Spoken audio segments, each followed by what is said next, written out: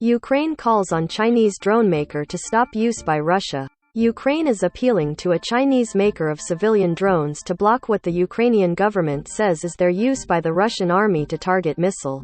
Beijing. Ukraine is appealing to a Chinese maker of civilian drones to block what the Ukrainian government says is their use by the Russian army to target missile attacks.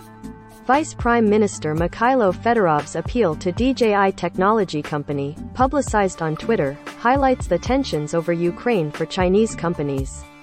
Foreign Minister Wang Yi said this month Moscow is Beijing's most important strategic partner at a time when Western tech and other companies have withdrawn from Russia over its February 24 invasion.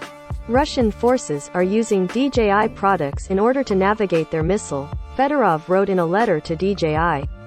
He appealed to DJI to deactivate drones in Ukraine that were purchased and activated in Russia, Syria or Lebanon.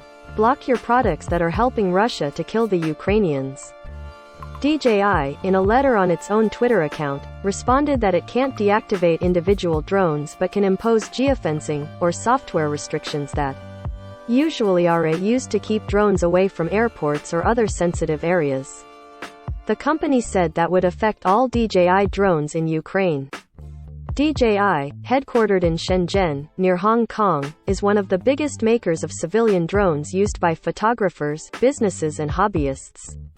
It is a leader in technology that uses satellite navigation to guide drones to precise locations. Beijing says Washington is to blame for the conflict and earlier endorsed Moscow's security concerns about Ukraine and the expansion of NATO, the US-European military alliance, which President Vladimir Putin cited as the reason for his invasion. Fedorov said Russian attackers used a version of DJI's Aeroscope technology acquired in Syria. The company says that is a safety feature built into all its recent drones that broadcasts their location and tracks other drones up to 50 kilometers, 35 miles, away to prevent collisions. That system cannot be turned off, DJI said. As for geofencing, the company warned it is not foolproof, and won't take effect in drones that aren't connected to the internet for software updates. The company is available to discuss these issues, DJI said.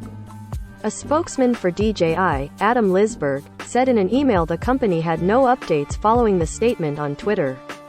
The company didn't respond to Fedorov's appeal to stop doing business in Russia and cut ties with any partners there.